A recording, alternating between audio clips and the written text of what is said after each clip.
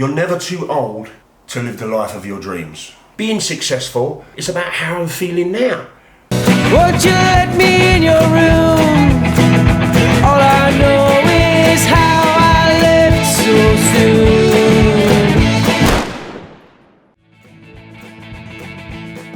Forget the past you lived. So have you noticed, as we get older, we kind of use age as a get out.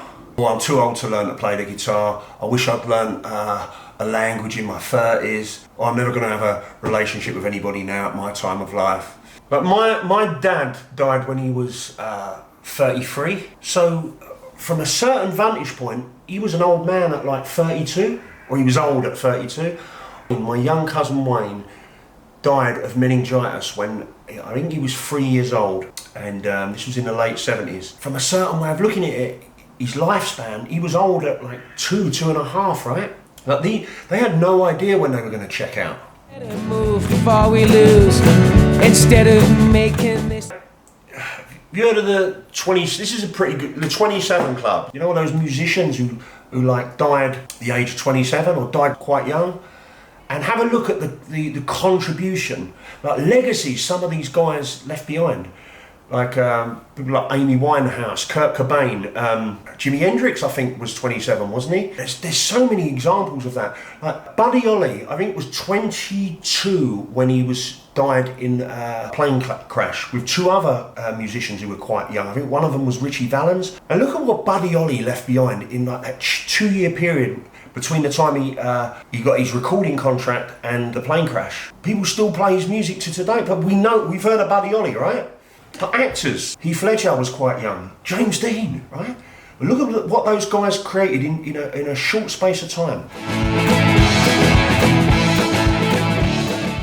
What I'm talking about here is that time is relative. Like, I believe as well, everybody has a creative talent. And I think our creative thing is wrapped up in our dreams. Some people get to a certain age and they have like unrealised dreams. Because in a way, I think they haven't tapped into their thing. But it's never too late. Imagine you're in your 80s and you've never written a poem before in your life. And tomorrow, perhaps, I don't know, maybe someone, a photographer's taking a photograph of you and they want you to write a little something to go along with it. And you write a little poem. You share this with a few people and these guys are loving it. They're sharing it with people. And you discover out of nowhere that you have this amazing talent to put words together in like poetic form.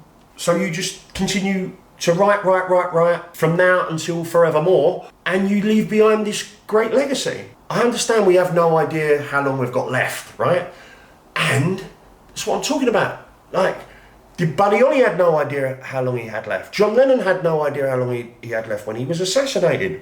We have no idea, guys. The person who's in their 20s has no idea when they're going to check out, and the person of advanced years has no idea. Now, I understand, like, age comes with certain physical limitations at times, and it's easy to fight for our limitations, right? At any age we're at. Like I do this workshop for photographers, and so I have guys come to my workshop who are quite young. I feel that like I have, in some ways, have more energy than some of these guys who are in their 20s and their 30s, because it's the way that I choose to be. Now you can create a life's legacy in a short period of time. It might be that you don't, and you could live 5 lifetimes and not create that legacy. How much time do we need? For me, it's about the process anyhow. The first workshop I ever did in the States, in California, yeah, and from this vantage point, it was great that I did it, but it's the process, it's the process of doing it, just having fun. Like now, I'm not going to say, I don't want to like touch wood, this doesn't happen. What if I check out tomorrow, right? I'm having fun though now doing this video. I mean, the degree that we can bring our life into the present moment is the degree to which we are successful. Because for me, being successful is about being happy. It's not about being busy or how much I've accomplished. It's about how I'm feeling now. I understand, like, from the point of view of how much time we've got left, the older that we get, that kind of is closing in on us, right? It's getting closer. And that's like looking to the future.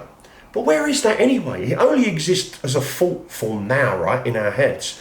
The future actually doesn't really exist at any time other than the thought process in our heads, right? Same as the past. It's just a thought now. Like, go to the past, go to the future.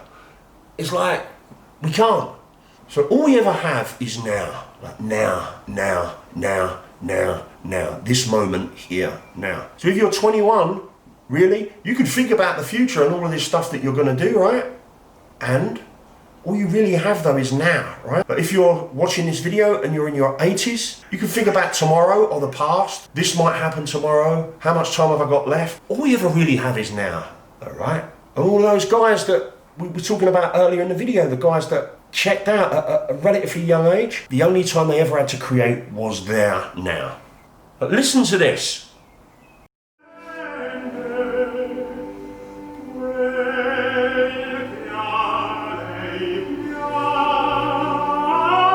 Mozart.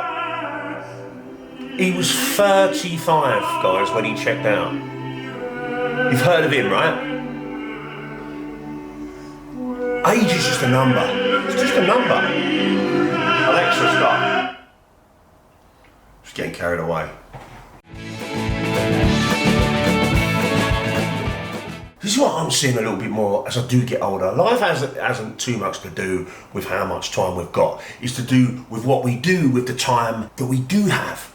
It's like we get scared. Like, fear is a consequence of anticipating in our minds what might be, what might come to pass. Fear dying, that's what it's all tied up in. But there is actually nothing to fear when we're in the moment. Like, where is dying? It's in our heads, right? In some future time. Like, it's kind of a concept. And we have no idea really, do we? But what I'm saying is that the only problem we have really is the delusion of future. You get into this space of like feeling like time's running out, or you haven't much time left, or I wish I'd done that. Bring your attention back into this moment. Like, look at where you are now. Like, look as if you've never seen it before. Practice being present. Just make a start, guys. We have no idea where the end's going to come anyway. Like I said, the process is where the juice is. It's not the result. In fact, in my experience, the result can sometimes be like an anticlimax. It's the movement towards something. The process that is the thing. Age is just a number. You're never too old whilst you're still living. It's important that we have goals for sure, because it kind of sets in motion an experience for us, like a path. But for me, it is that path. It's like I said, it's the moving in the direction. It's the process. Whether it's just picking up a pen with the intention of writing a beautiful letter to somebody, or like I said earlier, writing a poem. It's the process. A few years ago, I met this guy. His name was Mick Taylor. Yeah, I'm a street photographer by default, really. I still do a lot of street photography to this day. And but a few years back, I met this guy, Brick Lane, called Mick Taylor, and he used to go, but he was known in those parts as Brick Lane Mick. Must have been in his 80s when I kind of got to know him a little bit. And he was just such a fascinating guy.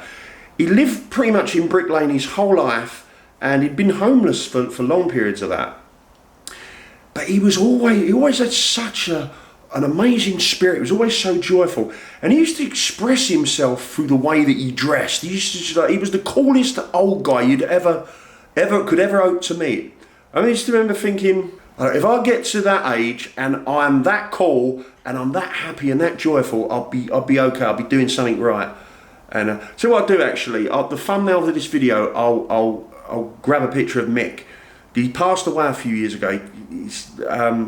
But it's like a little tribute to him, really. But he's such a sweet guy. I think that's it, guys, isn't it? Guys, thank you so much for watching my video. My videos, it means a lot to me. I hope you get some benefit from them. And it really mean a lot to me if you subscribe to the channel and maybe hit the like button on this. Because like I said earlier, it means a lot to me, this video especially. And yeah, so, right, I'll stop there. I've forgotten how to talk. That's the first, isn't it? See you on the next video, guys.